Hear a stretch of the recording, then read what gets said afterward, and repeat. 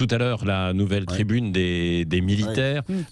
Thierry, en fait, 2 mots sur cette nouvelle tribune. Alors, Benjamin Glaise nous disait qu'il y a, elle est énormément relayée sur les réseaux sociaux avec énormément de signatures.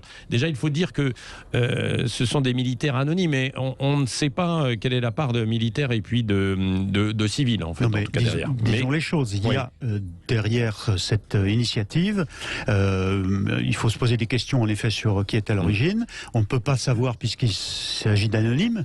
Il y a sans doute du vrai, il y a sans doute une réalité, des officiers d'actifs qui ne sont pas contents, mais il y a aussi une manip politique. Il faut dire les choses. C'est soutenu par Valeurs Actuelles qui mène un combat politique clairement à la droite de la droite contre le président de la République et la majorité, et puis il y a un soutien de Marine Le Pen, dont acte. Ok. Maintenant, il y a des faits. Les faits, c'est une première tribune de généraux en retraite ou d'officiers étoilés ou d'officiers supérieurs retraités qui ont signé de leur nom.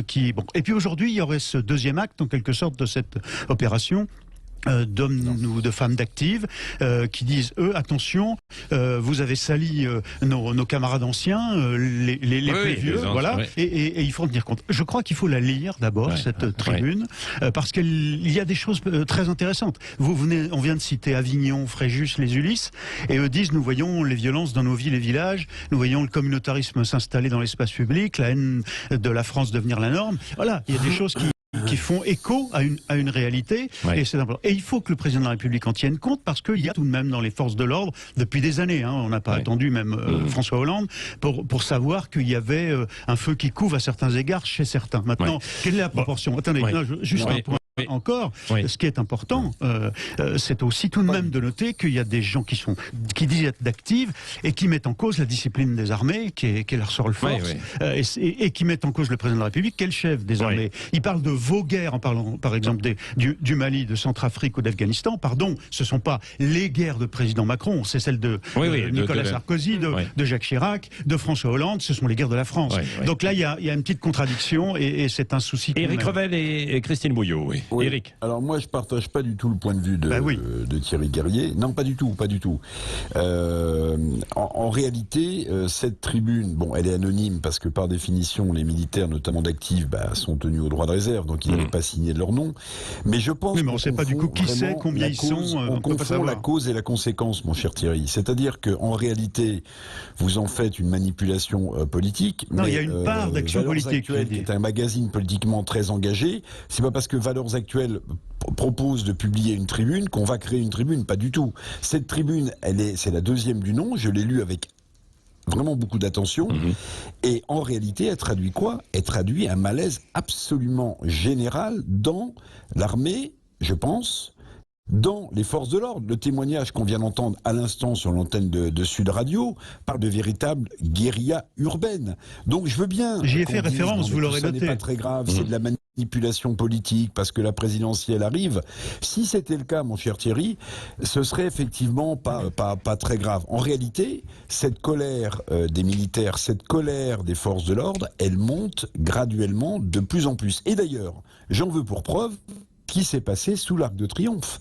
Vous avez vu cette image absolument sidérante du chef de l'État, chef des armées, entouré, j'allais dire, du cercle ou de la farandole des chefs d'état-major, comme si Emmanuel Macron avait besoin de prouver au peuple français qu'il est bien le chef de l'armée. S'il n'y avait pas tous les 8 mai 45, ça se passe comme ça. Au-delà de la manipulation politique dont vous parlez, Thierry, le président de la République et son service de communication n'auraient pas besoin de se livrer à pareil exemple. Donc ça veut dire qu'il y a quand même un gros problème, et c'est pas simplement en faisant de la manipulation politique, mon cher Thierry, qu'on résoudra ce problème qui tenaille la société française.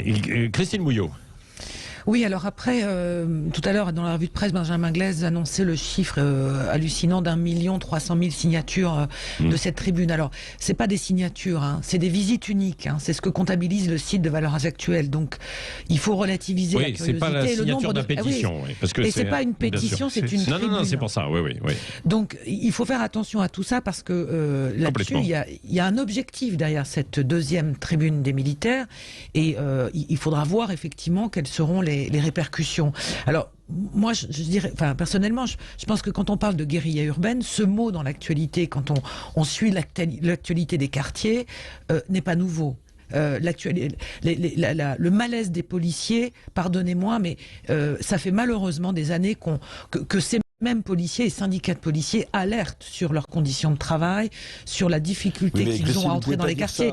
Mais bien sûr que attendez, Eric, on vous a laissé parler. Laissez non mais Eric, s'il vous plaît, laissez Christine Bouillot parler. Vous répondrez en fait après. Oui, Eric, je pense que la difficulté d'intervention dans les quartiers n'est pas un phénomène nouveau.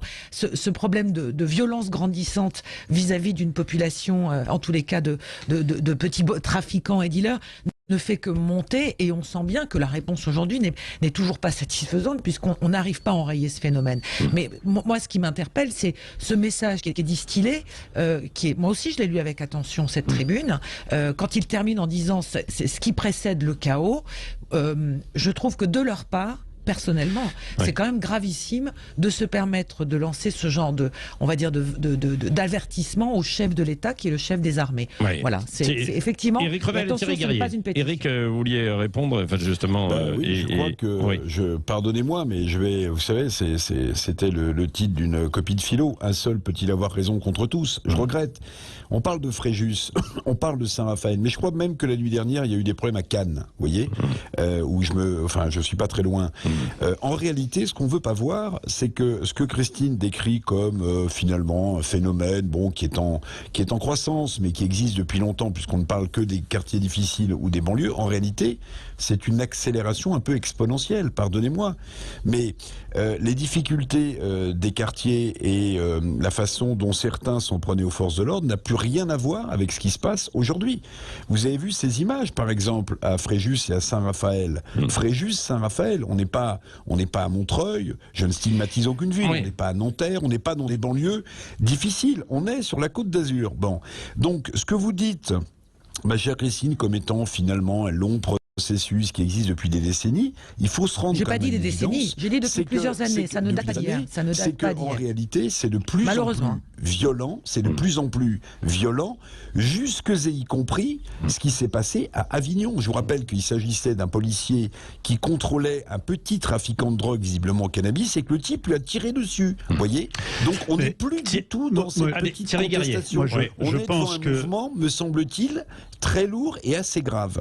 Thierry Guerrier. Eric a fait semblant de ne pas entendre la moitié de ce que j'ai dit. J'ai noté, en ayant insisté sur le fait qu'il fallait la lire, elle est bien écrite, et il y a des choses qui font écho à une réalité, je l'ai dit clairement, le communautarisme et puis cette violence dans les villes et les villages, dont acte.